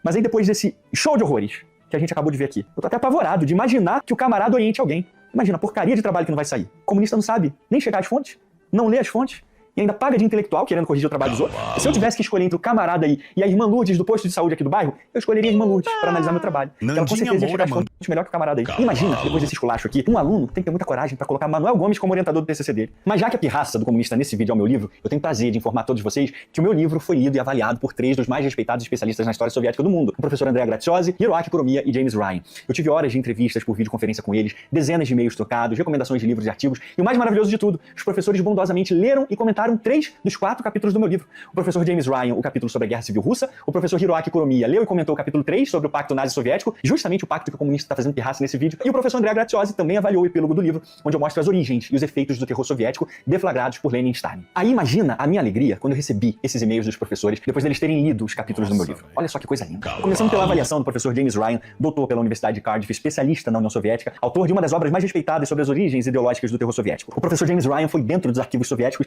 para pesquisar e publicar esse livro incrível aqui, Lenin's Terror. Aí olha só o e-mail que o professor Ryan me enviou depois de ter lido meu capítulo. Prezado Thiago, espero que esteja tudo bem com você. Sinto muito pelo longo tempo que levei para ler seu capítulo. Eu terminei agora. Eu acho que ele é realmente muito bom, bem informado, bem pesquisado e muito bem escrito. Fiz alguns comentários sobre os itens específicos levantados e sugeri alguns exemplos de leituras adicionais que o ajudariam a fornecer uma perspectiva acadêmica mais recente que você pode ver no documento anexo. Preciso nem dizer a honra que eu senti ao ler essas palavras, né? Mas agora eu tô num dilema e eu precisava da sua ajuda. Será que o público e eu deveríamos acreditar mais em quem? No professor James Ryan ou no soviético do Maranhão? Pivô. Vamos pro professor Hiroaki Kuromiya, um dos maiores especialistas na União Soviética, principalmente no período de Stalin, que publicou essa obra aqui fantástica que eu também cito no meu livro, Perfis de Poder, Stalin. E aí o professor analisou o 3º capítulo do meu livro, que fala sobre o pacto nazi-soviético, esse mesmo que o comunista tá chorando aí. E aí ele me mandou esse e-mail dizendo isso aqui, sobre o capítulo. Olá, consegui ler o seu capítulo, que foi maior do que eu esperava. Por causa da minha cirurgia nos olhos, ainda não posso ler muito. Ainda assim, parece-me que, em linhas gerais, você seguiu corretamente a literatura em que se baseou. O único ponto com o qual não concordo é o primeiro parágrafo, onde diz que quase 30 milhões de pessoas morreram no conflito. Isso é propaganda de Moscou. Durante o período soviético, eles diziam que 20 milhões de pessoas foram mortas. Mais tarde, Moscou aumentou o número para 24 milhões e depois para 30 milhões. Claro que morreram não é a palavra certa, porque eles podem incluir mortes naturais. Muitos países, incluindo a Polônia, inflaram o número de vítimas de guerra. Os números mais prováveis de baixas soviéticas na guerra, tanto militares quanto civis, são de 16 a 18 milhões. Esses ainda são números extraordinariamente altos. Eles refletem tanto atrocidades nazistas quanto descaso de Moscou pela vida humana, incluindo o uso de soldados como carne de canhão. Apenas um pensamento rápido, boa sorte com o projeto do seu livro. Cumprimentos, Hiroaki. Aí você imagina a minha alegria e honra lendo essas palavras do professor também. Ainda dizendo que eu segui corretamente as minhas fontes e ainda me desejando boa sorte com o meu livro. Enquanto esses otakus de apartamento dizem que Goku, Naruto e Saitama é o herói deles, o meu herói japonês tem nome: Hiroaki Kuromiya. Agora eu tô num dilema e eu precisava muito da ajuda de vocês. Será que eu e o público deveríamos confiar mais em quem? Na opinião do professor Kuromiya ou do soviético de Madalena? Pivô. Aí, sem querer, eu acabei descobrindo um negócio esquisito pra um corregedor profissional de TCC alheio. Quando Deus ama a gente, ele vai mostrando as merdas dos nossos inimigos. Isso aqui tem que virar meme, no nível nós, o povo soviético. Pivô e o Oleg Kunitz. Aí pensei, pronto, entendi por que o cara tá fazendo essa porcaria de análise tão ruim do meu livro. O camarada tem inglês com selo de qualidade soviética. Aí eu fui dar uma olhada no currículo dele pra ver qual que é a competência dele na língua inglesa. Afinal de contas, ele se colocou com um papel de revelador das falsificações de um livro com quase 90% das fontes em inglês. Aí adivinha só, no Lattes dele, que tem que estar mais disponível na internet, mas ainda bem que eu achei no escavador, olha só o que eu descobri sobre o inglês dele. Simplesmente non existe. Só tem espanhol, e mesmo assim um cocô. Compreende razoavelmente, fala pouco. Compreende razoavelmente, fala pouco, lê razoavelmente. Ai, aquele espanhol de LinkedIn, né? Lê razoavelmente, escreve pouco. Se colocasse em idioma inglês, ia ter que colocar compreende nada, fala nada, lê nada, escreve nada, uma bosta. Aliás, cadê o idioma soviético aqui, camarada? Mas aí, como vocês vão ver na parte 2, o Caba pegou um livro em inglês pra tentar me refutar.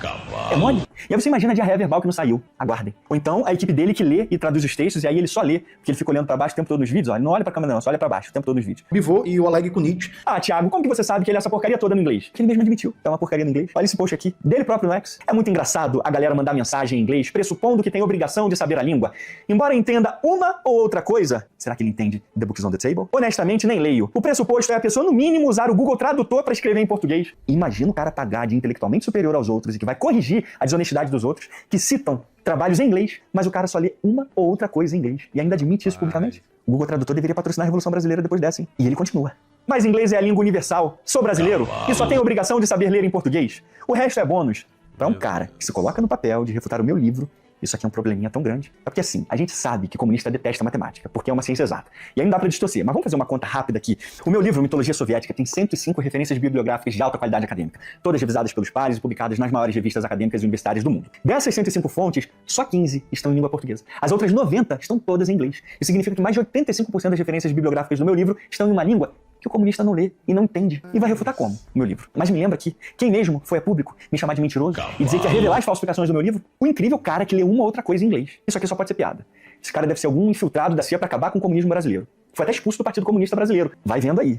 Inclusive, ele acaba de fazer um serviço miserável, minimizando a relevância do inglês no estudo acadêmico, dizendo que se dane, mas o certo era ele ser humilde e dizer, galera, não façam como eu. Ao invés de perder tempo fazendo react, xingando os outros e se metendo no trabalho dos outros, usem o tempo de vocês pra fazer alguma coisa útil na vida de vocês e pra sociedade, tipo aprender inglês. Se ele fosse um cara comprometido com a ciência, ele faria isso. Mas como ele tá cagando pra estudos sérios, ele faz uma merda dessas. Mas se ele não incentiva o público dele, eu incentivo vocês. Aprendam inglês. É fundamental pra você estar atualizado com os avanços em qualquer ciência, em qualquer área profissional. Não seja um manel, sem inglês e sem revolução. Não fique parado nos anos 80, como se a União Soviética ainda existisse. Eu coloquei na descrição pra vocês, inclusive, um estudo científico revisado pelos pares, publicado agora, em 2024, curiosamente no mesmo ano que o camarada falou essa merda aqui. O estudo é Distância Linguística ao Inglês impede performance de pesquisa. Inclusive, a gente viu e vai ver um estudo de caso nesses dois vídeos aqui. Eles poderiam colocar, inclusive, a foto do Manel em algum apêndice do estudo. Pivô. E aí o estudo mostra que na última década o idioma inglês corresponde a 90% de todas as publicações científicas do mundo. Mas o camarada diz, o que pro inglês? Pivô. Aí você imagina o nível soviético de qualidade dos estudos desse cara. Ele consegue me refutar tanto quanto Stalin vive. A data do computador desse menino deve ser dezembro de 1925. Mas vamos pensar como soviético de Porto de Galinhas. Imagina como deve ser mentalmente difícil pra eles aprenderem o inglês. Aquela língua imperialista do cacete. O português tem que falar, não tem jeito, né? Mas o sonho dele era aprender a falar o soviético. Pena que é uma língua morta. Então, encerrando esse negócio que já tá feio já. O cara toma a iniciativa pra me ofender pessoalmente, atacar o meu livro, fazendo uma análise nível ensino fundamental das fontes e diz que vai revelar as falsificações dele, sendo que mais de 85% das fontes são em inglês, um idioma que ele não entende, e precisa do Google Tradutor ainda pra entender alguma coisa. Se eu fosse esse cara, eu virava um trabalhador de verdade, porque passar vergonha assim na internet é pra poucos. Então, com tudo isso, a gente enterra ponto a ponto da falácia desse comunista de que os britânicos não estavam lutando contra os nazistas porque estavam tomando chazinho da tarde, fazendo vucu-vucu no meio da rua. O comunista falsificou o argumento do professor Beevor de que, apesar da desorganização do início da guerra, os ingleses estavam sim em guerra e lutando contra os nazistas, já nos primeiros dias de setembro. Vamos de mais uma evidência especializada, ó. Agora o professor Ivan Maudsley, um dos grandes especialistas sobre a Segunda Guerra Mundial, nesse clássico dele aqui, Trovão no Leste, especificamente sobre a guerra nazi-soviética. Olha só o que o professor diz aqui, confirmando exatamente isso que o professor Beevor disse, aqui na página 13, ó. Por mais ineficazes que os britânicos e franceses tenham sido em salvar a Polônia, eles realmente entraram em guerra em setembro de 1939. Portanto, a minha análise está correta e embasada de acordo com as fontes citadas. Os britânicos e franceses foram os primeiros a declararem guerra aos alemães e nos dias seguintes já estavam em combate militar contra a expansão alemã. O próprio Molotov admite isso e critica isso em um discurso oficial no Soviético Supremo Comunista. Enquanto os franceses e britânicos estavam morrendo em batalhas contra os nazistas, Molotov, nesse mesmo discurso, confirmava, na mais alta cúpula comunista, os laços de amizade entre soviéticos e nazistas e que os nazistas estavam se empenhando pela paz. Você que é comunista e está em crise existencial agora. O soviético de chique-chique nunca te falou desse discurso, né? Mas a gente entende. É humilhante mesmo um comunista ter que falar sobre isso. Não sou eu que estou dizendo que os ingleses e franceses eram antifascistas, não. O próprio Molotov confirmou isso. O seu próprio camarada Molotov confirmou isso na sua cara agora. E aí, tá gostando da aula? Provei detalhadamente como ele manipulou os trechos do meu livro para tentar me contradizer e eu mostrei que quem fez a falsificação foi ele. Aqui no meu livro você vai encontrar um estudo sério, bem feito e coerente com as fontes citadas. Ah, então você tá querendo dizer, Thiago, que seu trabalho é perfeito, não tem erros? Tá maluco, menino. Qualquer pessoa tem direito de discordar dos pontos que eu apresento aqui, de seguir uma linha de estudos de interpretações diferentes. Tá tudo certo. Mas uma coisa é alguém respeitável apresentar discordâncias ou sugestões. O comunista pode pegar qualquer crítica ao meu livro e ir pra merda tranquilo. Mas continua. Sua revolução acabou, comunista. Mas refutar comunista pirracento é meu negócio. E eu sou bom no negócio. Então senta, observe e aprenda, que eu ainda não terminei. Em 1 hora e 26 e 38 segundos, ele diz uma coisa interessante aqui, ó. No vídeo passado, eu mostrei pra vocês, a partir da obra do professor Paulo Vicentini, que enquanto a Alemanha já tinha devorado a Áustria... Se eu sou o Jones Manuel, é o momento de processar o Thiago Braga. É o momento de processar o Thiago Braga. Não pode de jeito nenhum. Um cara, né, que se diz professor, como o Thiago Braga, postar um vídeo, assim, de estupro no YouTube, sabe? Colocando a dignidade do Jones Manuel na lata de lixo. Não pode. Ô, Thiago Braga, você vai estuprar cara aqui na frente de todos? Isso não é a plataforma correta, velho. Que isso? Jones, processa esse Thiago Braga, tá? Vá para a delegacia o quanto antes, vá no IML, porque ele violou o seu furico. O Thiago Braga violou o seu furico. Bivou. A Tchecoslováquia e estava devorando a Polônia, o governo francês estava fazendo o quê? Indo ao Partido Comunista e perseguindo sindicatos.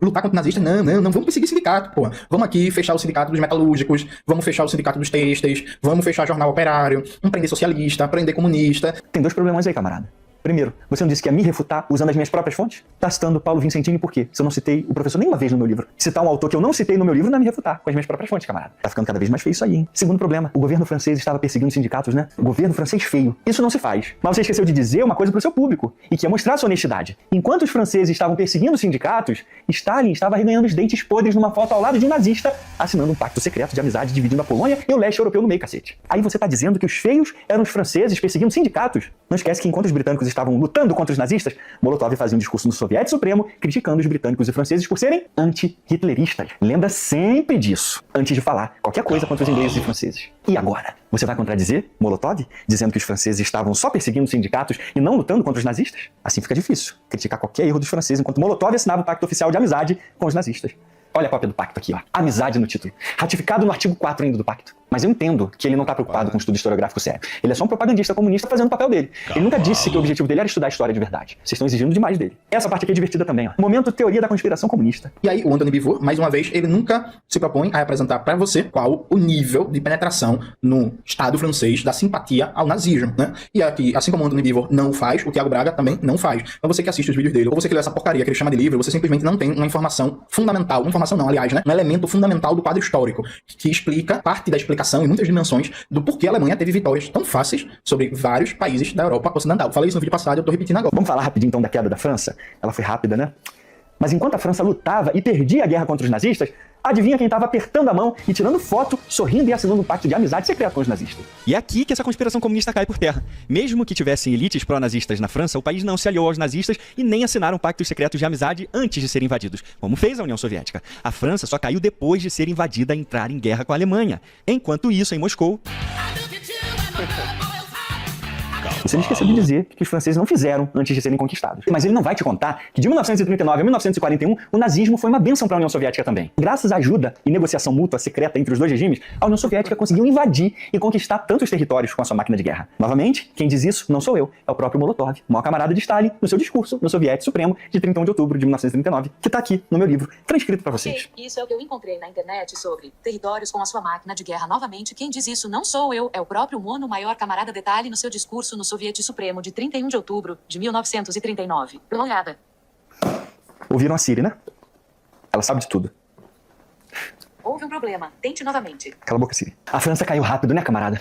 Mas ela caiu lutando contra os nazistas. Em menos de 2 meses, foram 90 mil franceses mortos, 200 mil feridos, 2 milhões de prisioneiros. Isso sem contar as 68 mil baixas britânicas, 23 mil baixas belgas e 10 mil holandesas. E aí, enquanto milhares caíam na França lutando contra os nazistas, Stalin assinava um pacto de amizade secreto, dividindo a Europa com quem? Ou seja, comunista tem que limpar muito a boca suja antes de acusar os outros países de qualquer apoio ao nazismo. Para enterrar esse show de bizarrice comunista de uma vez por todas, saca só o que outro especialista que eu também cito no meu livro, o professor Victor Davis Hanson, na sua obra As Segundas Guerras Mundiais, que é uma obra fantástica também, publicada pela editora Basic Books. Olha como ele resume de forma irrefutável o papel dos britânicos no conflito inteiro, do início ao fim dele. Página 57, ó. A Grã-Bretanha foi a única potência aliada que travou toda a guerra contra a Alemanha e seus parceiros do eixo, desde 3 de setembro de 1939 até a rendição formal do Japão em 2 de setembro de 1945, na Baía de Tóquio. Dos que se tornariam as 3 grandes nações aliadas da Grã-Bretanha, da União Soviética e dos Estados Unidos, apenas a Grã-Bretanha iniciou hostilidades contra uma potência do eixo sem ter sido atacada diretamente quando entrou nominalmente em guerra em nome da sua aliada Polônia. A Grã-Bretanha e seu império, não a França, os Estados Unidos ou a União Soviética, foi também a única nação aliada que alguma vez enfrentou a Alemanha sozinha, desde a queda da Europa Ocidental em maio de 1940 até a invasão da Rússia em junho de 1941. Com bem menos de metade dos recursos materiais e humanos dos Estados Unidos, ainda assim lutaria na Europa, Itália, Sicília e norte da África, no alto mar e abaixo dele, no Pacífico, e juntamente com os Estados Unidos conduziria uma dispendiosa campanha de bombardeio estratégico na Europa. Isso aqui, cala a boca de comunista falsificador. Enquanto Stalin e a União Soviética davam de mamar para os nazistas, os ingleses estavam lutando sozinhos contra eles. Isso aqui é consenso acadêmico. E isso aqui é o que eu argumento no meu livro. Apesar dos erros estratégicos e militares no início da guerra, o Reino Unido foi a única grande potência combatendo o nazismo até 1941. De qualquer forma, eu não discuto no meu livro, Mitologia Soviética, a guerra inteira não. Esse meu capítulo é só sobre os pactos nazi-soviéticos, os protocolos secretos que duraram de 1939 até 1941 e os seus efeitos nos países invadidos e conquistados por meio deles. Depois disso, não tem mais pacto entre comunazis, porque Hitler rasgou no meio todos os pactos quando invadiu a União Soviética. Olha como o título do capítulo do meu livro ele é muito claro. Minha análise acaba exatamente quando os pactos acabam, no dia da invasão. Isso é coerência metodológica. O comunista até tenta falsificar, mas meu livro se encaixa como uma engrenagem de um relógio inglês. Tá aprendendo? É assim que se destrói mentira e falsificação comunista para não deixar sobrar nada. Só até aqui eu já provei e derrubei em sequência toda essa falácia porca desse comunista de que eu falsifiquei as fontes do meu livro. Mas sabe quem falsifica descaradamente as citações do professor Beevor? Adivinha só. Olha aqui o que o camarada diz. Aí, em outro momento do livro do Anthony Beevor, ele fala sobre a disposição de luta da Inglaterra e da França no caso da Guerra de Inverno, né, no conflito entre União Soviética e Finlândia. Que a gente já comentou no vídeo passado, eu não vou voltar a explicar esse tema e tal, só quero mostrar pra vocês o seguinte, preste bem atenção. Isso é na página 64 do livro do Beevor. 4 dias depois, o ministro do exterior finlandês fez um contato inicial com Madame Alexandra Kollontai, embaixadora soviética em Estocolmo. Os britânicos e principalmente os franceses esperavam ajudar a resistência finlandesa. Por isso, sondaram os governos sueco e norueguês para obter direito de passagem para uma força expedicionária em apoio aos finlandeses. Os alemães ficaram apreensivos e começaram a estudar a possibilidade de enviar tropas à Escandinávia para evitar um desembarque dos aliados. Os governos britânico e francês também consideraram a possibilidade de ocupar Narvik, na Noruega, e áreas mineradoras no norte da Suécia, de modo a cortar o suprimento de minério de ferro para a Alemanha. Mas os governos sueco e norueguês temeram ser arrastados para a guerra. Recusaram o pedido de britânicos e franceses para cruzar seu território e ajudar os finlandeses. Então veja, ao mesmo tempo que os governos liberais burgueses, né, da França e da Inglaterra, estavam simplesmente fingindo um combate com a Alemanha nazista. Mas o professor Beevor não diz que os britânicos e franceses estavam só fingindo. Tanto é que o professor diz que os alemães ficaram apreensivos e planejaram o envio de tropas para a região. Os alemães levaram a sério a postura dos ingleses e britânicos, mas o soviético de Mossoró diz que eles estavam só fingindo. Viu como é gostoso pegar comunista na falsificação? Ele altera o sentido da explicação do professor para dar a entender uma coisa que o professor não disse, de que os ingleses estavam só fingindo querer apoiar a Finlândia, que eles não tinham interesse nenhum na guerra. Quando o professor não diz isso, mas sabe por que eu sei disso? Eu li a obra do professor, eu tenho ela aqui. Mas enquanto ingleses e franceses estavam lutando contra nazistas, Hitler e Stalin estavam como? O cara me acusa de falsificar as fontes, mas ele tá fazendo doutorado nisso. Vai vendo, como o cara é bom em metodologia. Lembra que eu tava quieto. E professavam abertamente simpatias pelo nazismo. E no caso da França, uma das prioridades era perseguir o movimento operário. Colocou na ilegalidade o Partido Comunista. Estava perseguindo líderes sindicais, líderes políticos, inclusive deputados socialistas. Já refutei isso aqui, próximo. Eles estavam se dispondo a entrar com tudo na guerra de inverno a favor da Finlândia para impor uma derrota à União Soviética. Evidentemente, para quem defende a teoria do totalitarismo e diz que o pacto de não agressão entre Stalin e Hitler foi uma atração natural de dois regimes totalitários, é preciso fingir que os soviéticos não tinham todas as razões do mundo para acreditar que França e Inglaterra não tinham compromisso nenhum com firmar uma aliança fascista contra a Alemanha nazista, porque na verdade o grande inimigo para eles era de fato a União Soviética. Não era, tanto que eles declararam guerra só à Alemanha nazista. E que o objetivo era jogar a Alemanha nazista contra a União Soviética, deixar que eles se matassem e, se pá, apoiar a Alemanha nazista no extermínio da União Soviética. Stalin também estava torcendo para os ocidentais se matarem, camarada. Vamos ser hipócrita, não. Então quem trabalha com a teoria do totalitarismo tem que inevitavelmente falsificar a história. Legal, não sabia que você trabalhava com a teoria do totalitarismo, não. E omitir essas informações que eu trouxe aqui para vocês, citando um próprio livro que é base, o livro do Tiago Braga, que é o livro do Anthony Beevor. Todo mundo viu que você tentou, mas falhou miseravelmente. Mas calma que o camarada tá sem freio e ele vai continuar me refutando sem pena. Pelo menos ele jura que me refutou, tanto quanto ele jura que vai cuspir na cara dos ministros do STF. Agora ele vai pro subtítulo A Paralisação de Stalin, que tá dentro desse meu mesmo capítulo 3 sobre o Pacto Nazi-Soviético. Então pega um lanchinho, coisa leve pra não engordar, e vem contigo. Ele vai falar da suposta paralisia de Stalin, né? É o nome, inclusive, no subtópico do livro dele. Paralisação de Stalin. Pois bem, o que eu achei estranho? Veja, neste capítulo do livro do Tiago Braga, ele cita um autor que é provavelmente o autor mais importante do mundo sobre a participação da União Soviética na Segunda Guerra Mundial. Geoffrey Roberts, que é um historiador respeitadíssimo, altamente conceituado. O Jones Manuel já devia entrar com habeas corpus aí, pra não sair a parte 2 disso aqui, cara. Isso aqui é uma violação aqui que foi feita. Isso aqui é um estupro. Da Segunda Guerra Mundial, com foco em diplomacia e história militar soviética da Segunda Guerra, professor de História Moderna na University College Cork, University College Cork, na Irlanda, e foi líder da Escola de História da UCC. Tô lendo aqui a breve descrição dele no Wikipedia. Então, o Geoffrey Roberts, ele escreveu um livro que é incontornável, né? Que é o Stalin's War, As Guerras de Stalin, por aí vai. Imagino que seja isso. Se não for, tô falando errado, o Max vai colocar aí na tela. Relaxa, tá certinho, pô. Pois bem, o Tiago Braga, na bibliografia do 3º capítulo do livro dele, ele cita o Geoffrey Roberts. Cita. Só que, quando ele vai falar diretamente da participação soviética na Segunda Guerra, a partir da invasão nazista, ele simplesmente não trabalha com o livro do Roberts, o Stalin's War. E aí fica assim, gente, que porra é essa? E aí, nesta parte, a partir de A Paralisação de Stalin, ele fundamentalmente trabalha só com Oleg Kunitz, né? É fundamentalmente tudo baseado em uma situação. O resumo é basicamente esse. E aí você fica assim, pô, o que foi que aconteceu? Não faz sentido, né? Aí eu vou mostrar pra vocês o que foi que aconteceu. E aí... Muito bem. Pra contrapor a minha tese de que Stalin ficou paralisado, ele vai usar o professor Geoffrey Roberts. O mais legal é que ele rasga elogios ao professor. Isso vai ser ótimo pra nossa análise. Tô ansioso. Aqui ele diz que eu só citei basicamente o professor Kleveniuk. Pois é, né? Sabe quem é o professor Kleveniuk? É um dos maiores especialistas mundiais na era de Stalin. Eu não sou eu que tô dizendo isso, não. Olha aqui na página oficial de uma das maiores universidades da própria Rússia. National Research University Higher School of Economics, onde ele é professor desde 2014.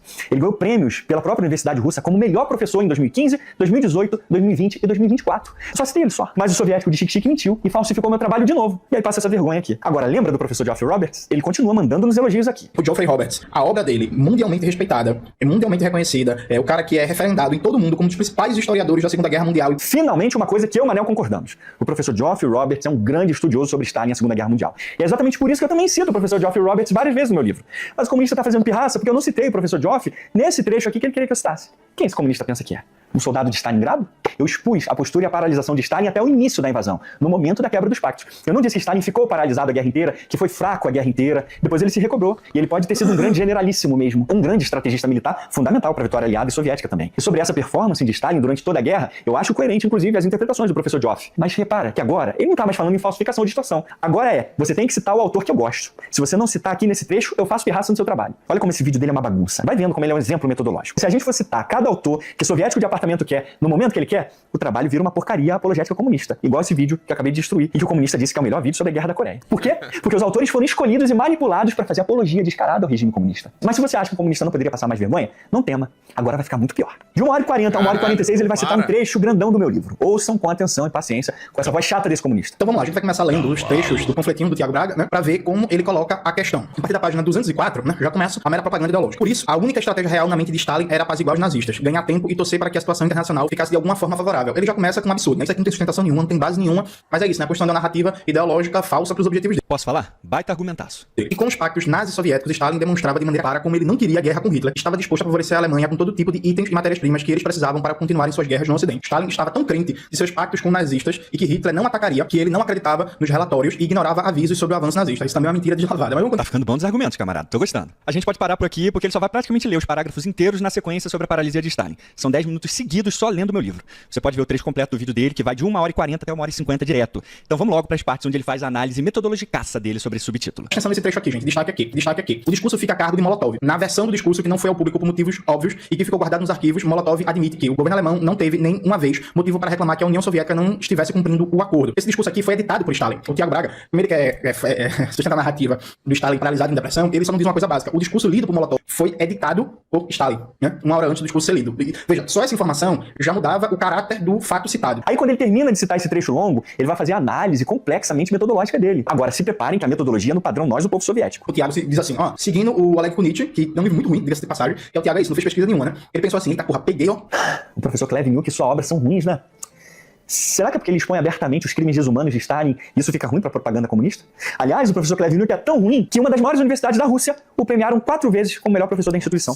Inclusive em 2015, no mesmo ano que ele lançou. Essa biografia linda de Stalin que eu citei tantas vezes no meu livro. Inclusive, essa mesma biografia de Stalin que eu cito e o comunista diz que é muito ruim, ganhou o prêmio de melhor livro de 2016 pela mesma universidade russa. Jesus Christ, esse comunista é muito ruim. Mas quem diz que o livro do professor Kleveniuk é ruim é alguém de autoridade. É o único nordestino que lutou em Stalingrado, no cerco de Leningrado, e que matou mais nazistas que o T-34. A referência acadêmica do ex. Nós, o povo soviético. Só que eu acabei descobrindo uma coisa que vai deixar o comuna magoado.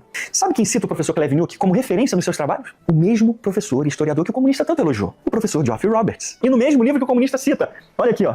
Que eu também tenho. Ó, Stalin's Wars, que eu também tenho. O professor Roberts cita o professor Kleveniuk em 12 referências. Fora as outras 3 em que o nome do professor foi digitado errado, como nessas referências aqui. Inclusive, na nota 60 aqui dentro do livro, o professor Roberts reconhece a qualidade do trabalho do professor Kleveniuk. Olha só o que ele mesmo diz aqui, então, na nota 60 da introdução. Ó. De acordo com O.V. Kleveniuk, de 1930 a 1940, pelo menos 726 mil pessoas foram executadas. A maioria delas entre 1937 e 1938. A história do Gulag, da coletivização ao grande terror, Yale University Press. Olha que legal, o professor Roberts acabou de citar esse livro que eu também tenho, eu também cito no meu livro Mitologia Soviética, a história do Gulag, do professor Oleg Kleveniuk, uma obra indispensável pra gente entender o terror que foi esse sistema de campo de concentração e trabalho escravo soviético. Mas tem mais, bora continuar na nota do professor Roberts aqui, ó. Há um amplo debate sobre as origens e o caráter do grande terror, inclusive sobre o número de mortos e presos. Os números de Kleveniuk estão entre os mais baixos, mas baseiam-se em extensas pesquisas de primeira mão nos relevantes arquivos russos.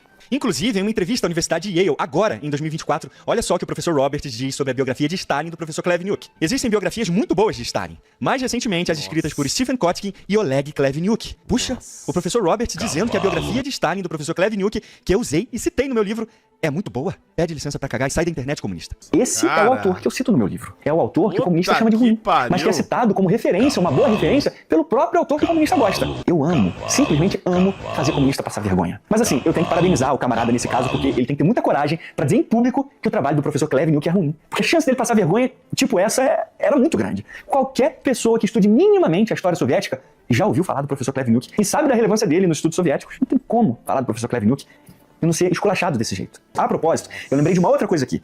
O soviético de Pernambuco também disse que o professor Antony Beevor é um péssimo historiador. Palavras dele. Olha aqui. E aí o Antony Beevor, que é um péssimo historiador, diga-se de passagem, Coitado do tio Beevor, um britânico tão fofo e estudioso, que dedicou anos da sua vida para nos informar a história militar do século XX, sendo tratado assim por um comunista de apartamento. Mas será que dessa vez pelo menos ele acertou? Valha-me Deus. Eu citei tantas vezes o professor Beevor no meu livro, tô até com medo agora. Tive uma ideia. Deixa eu dar uma olhada aqui no livro do professor Geoffrey Roberts, já que o comunista elogiou tanto, né? Quem sabe o professor Roberts não citou positivamente o professor Beevor. Ou não, né? Porque um professor bom como o professor Geoffrey Roberts, que a gente concorda, jamais recomendaria um professor ruim como o professor Beevor. Eita, peraí, encontrei uma coisa aqui. Nota 26 do capítulo 9. Pode ver que o professor Roberts vai concordar com o comunista Tic-Tic dizendo que o professor Beevor é péssimo mesmo. Sobre a Batalha de Berlim, veja as análises de Maudsley, que eu também tenho aqui, Reed, Fisher e Antony Beevor. Não é possível. O bom professor Geoffrey Roberts teve a coragem de recomendar a leitura do professor Antony Beevor. Professor Geoff, como o senhor ousa contradizer o Nós, o Povo Soviético? Cuidado que seu livro vai ser expurgado na Revolução Brasileira, hein, professor Geoff? Deve ter sido um engano, não pode ser. Eu duvido que o professor Roberts cometeria o mesmo erro 2 vezes no seu livro. Peraí, tem mais 2 referências aqui ao professor Beevor? Antony Beevor, Berlim, e Antony Beevor, Stalingrado. Inclusive eu tenho aqui, ó, Antony Beevor, Stalingrado e Antony Beevor, Berlim. E o professor Roberts colocou como referências recomendadas do livro dele? Cavalo. Não tô entendendo mais nada. Se eu fosse esse comunista, eu comprava uma passagem de ida de trem pra Cuba e não voltava mais. Mas depois de toda essa esfregação no meio da cara desse comunista, eu fiquei em dúvida. Quem será que é péssimo ou de baixa qualidade? Os professores Beevor, Klevniuk e Dmitri? Ou o soviético de Chechel? O maior pesadelo de comunista é a checagem dos fatos. Ó. Isso aqui mata comunista. E é assim que se combate a mentira dele, com informação verificada e de qualidade. Por isso eles só vão pra debate com esses despreparados, que aí é só sair jogando um monte de dados falsos, estatísticas falsas, que ninguém vai checar nada. Mas calma que eu tô só no aquecimento ainda. Ainda sobre o cagaço de Stalin, o comunista diz que a única evidência que eu cito no meu livro de que Stalin ficou paralisado é o discurso de Molotov à nação, que Stalin editou. Sério? Que essa foi a única evidência que eu cito no meu livro de que Stalin ficou paralisado no dia da invasão nazista? Né? Esse trecho do discurso de Molotov é a admissão pública de como realmente os comunistas foram leais em seus acordos com os nazistas. Por isso o professor Kunitz conclui dizendo: estava implícito nessa escolha de palavras a ideia de que havia um entendimento entre 2 países que pudesse ser traído. Um negócio também tosco. E aí, não vou cansar vocês não, viu, gente? Na página 207, o Tiago Braga diz: na mitologia soviética, uma das missões históricas do comunismo era destruir o nazismo. Por isso a União Soviética precisava ganhar tempo para se preparar. E o pacto de não agressão com os nazistas foi fundamental nesse grande plano. Entretanto, será que o Comuna não leu meu livro? Ou tá falando merda? Ou os dois? Coloque nos comentários aí o que você acha. Mas vamos lá, no meu livro, nas páginas 172 a 174, eu mostro uma gama de evidências defendidas nos estudos do professor Klevniuk, a respectiva referência na obra. Viu como o comunista é desonesto e criou um espantalho para dizer que a única evidência que eu apresento é só o discurso de Molotov. E o professor Antony Beevor confirma exatamente isso aqui, no seu outro clássico, ó, que eu já mostrei pra vocês. Stalingrado, o cerco fatal, aqui na página 24. Olha que interessante. As notícias vindas do front no decorrer dos dias seguintes eram tão catastróficas que Stalin, cuja natureza belicosa continha uma forte veia de covardia, convocou Beria e Molotov para uma discussão secreta. Deviam fazer a paz com Hitler, fossem quais fossem o preço e a humilhação, exatamente como o acordo de Brest-Litovsk em 1918? Talvez pudessem abrir mão da maior parte da Ucrânia, Bielorrússia e dos estados bálticos. O embaixador búlgaro Ivan Stamenov foi convocado ao Kremlin. Molotov perguntou-lhe se aceitava agir como intermediário, mas para espanto deles, Stamenov recusou. Stalin tinha uma forte veia de covardia e chamaram o embaixador da Bulgária para intermediar um acordo com Hitler ainda, meus amigos, no dia da invasão. Mas o embaixador da Bulgária estava mais confiante no Exército Vermelho do que Stalin, meus amigos. Stalin não queria lutar contra Hitler em nenhuma hipótese e estava disposto a fazer todo o possível para manter a amizade com ele. A luta só começou porque Hitler quis começar, não Stalin.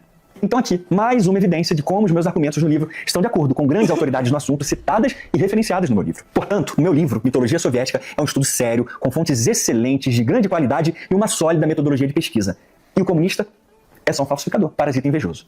Grita socorro e chama sua equipe pra te ajudar, camarada, porque eu sozinho tô passando rolo compressor no farol. Mas não fique triste não, porque eu ainda nem terminei. Mas não se afoba não, comunista, que eu acabei de chegar na metade da sua costa só. A segunda parte vem animal também. E você não vai querer perder um segundo. Recommend to my audience. I really must have. In case I need to. Perder um segundo. Recommend to my Ih, caralho, professor Geoffrey Roberts, que o Jones elogiou. Puta que pariu.